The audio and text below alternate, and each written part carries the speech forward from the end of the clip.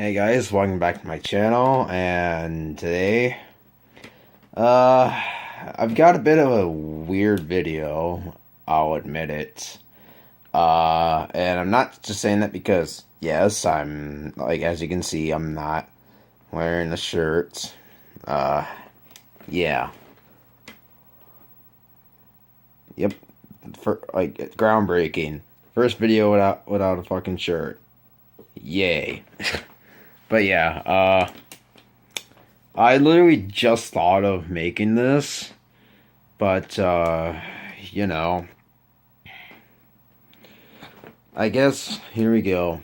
So, about 10 years ago, as a lot of you probably, like, know, the, like, Chris Benoit double murder-suicide happened.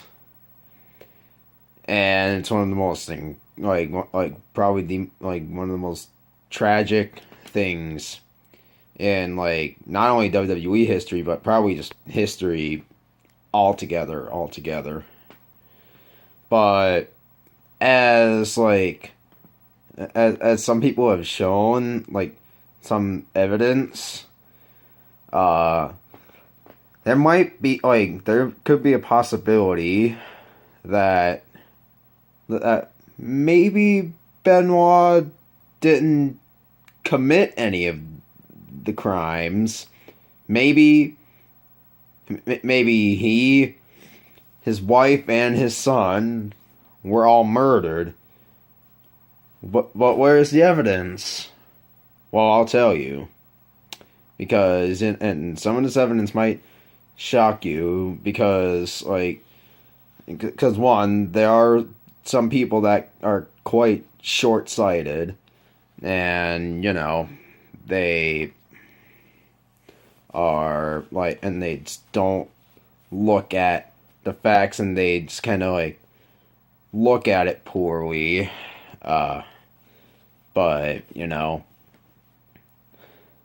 so then they just jump to the assumptions a bit too quickly. So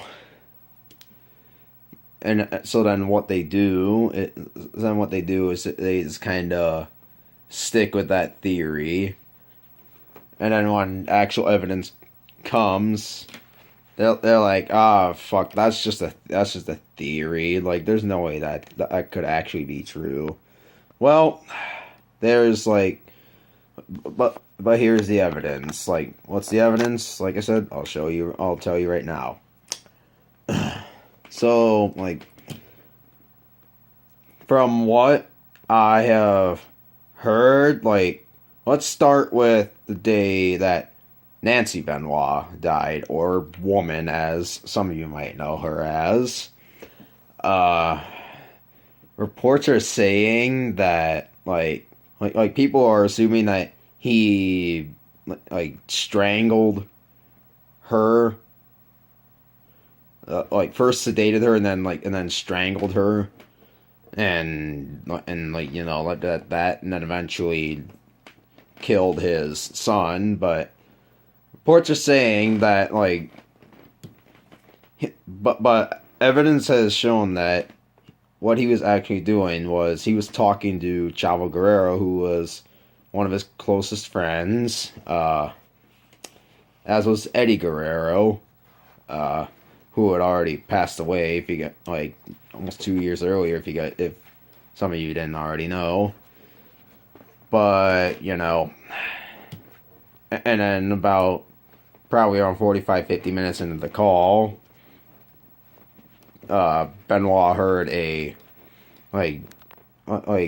heard a knock on the door, and he went to answer it, and all of a sudden he's heard a struggle, and then eventually I believe hung up. And Chavo wasn't able to get a hold of him until 3 hours later. And apparently Chris sounded very tired. And said, "I love you," which was probably something that, was kind of weird, especially for a guy like him who never really said that to anyone other than his family. So it was kind of it could have been strange. So then, like, people are still kind of uncertain about how Daniel could have died, but like, people are saying he could die from asphyxia. But like, or at least that's what is most likely. But people were saying he was strangled too by Benoit. But speaking of that, and this was the day afterwards, at least, but people were saying that Benoit could have died like sometime before Sunday, which is like day of vengeance, where he's supposed to fight CM Punk for the ECW title. And, he had already canceled, like, he had already told WWE, like, look, I've got a family emergency, I gotta miss the show. So, like, but people were saying he could have died, like I said, people were saying he could have died before Sunday. Because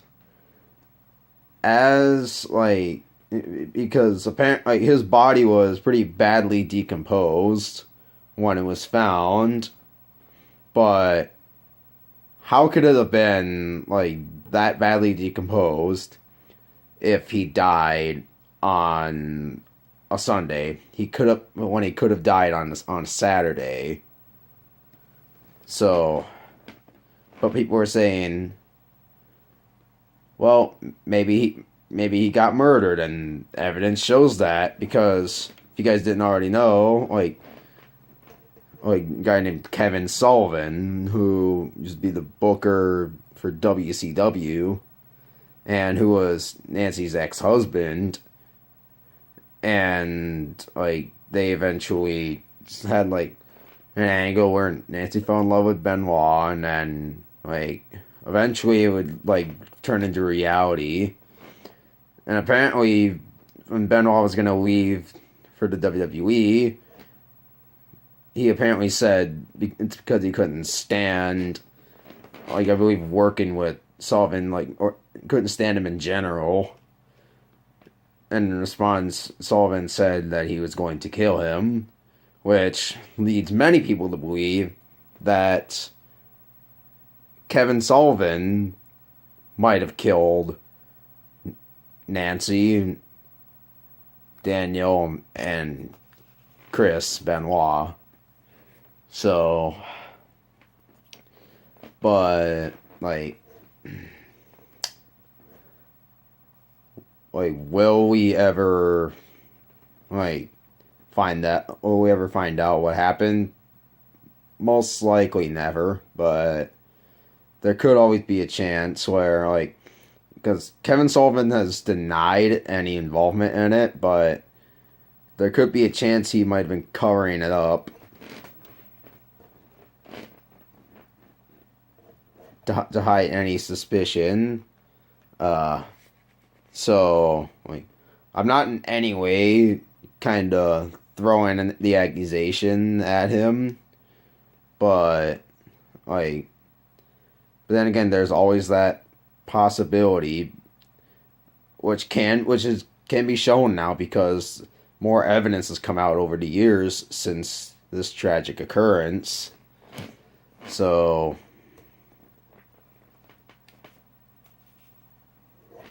yeah, people are primarily blaming Kevin Sullivan because, Sherry Martel had died only a couple days earlier.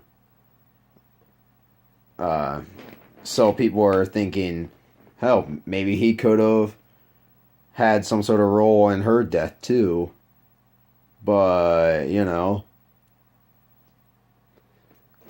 because people were saying, could Sherry Martel's death been tied to the Benoit tragedy. Who knows? Who knows?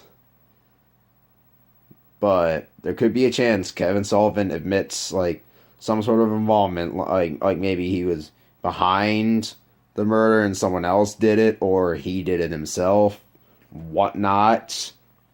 But what if he actually didn't do it? Maybe like, what if it was in fact Chris Benoit who did the murder, double murder, suicide? Like, what if it was that? You know, I don't know.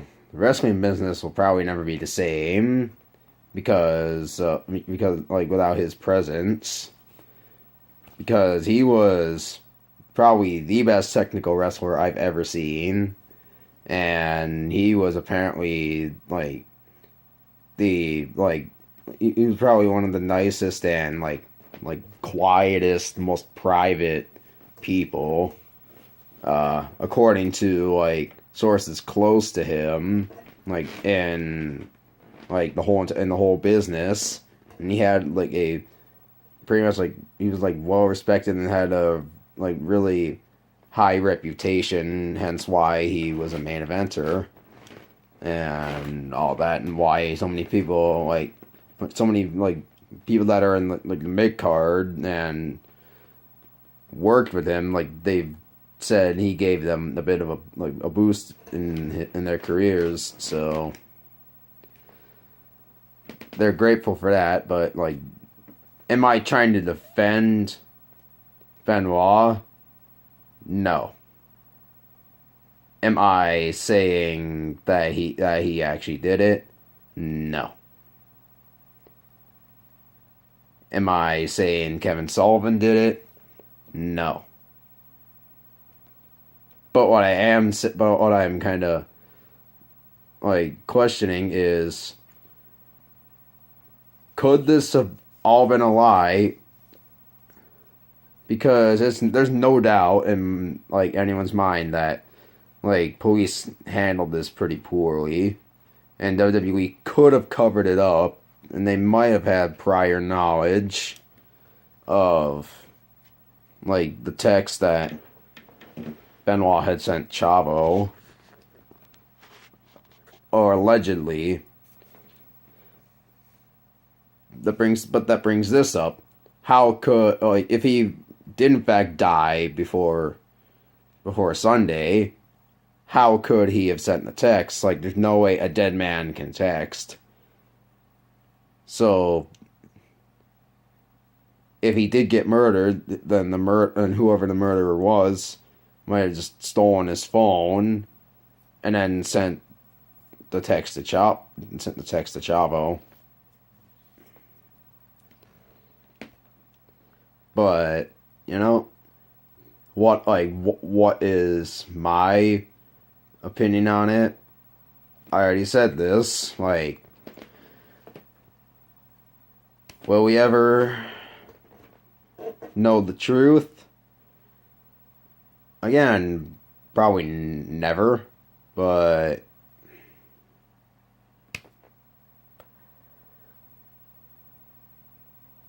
could this have been prevented in like multiple ways?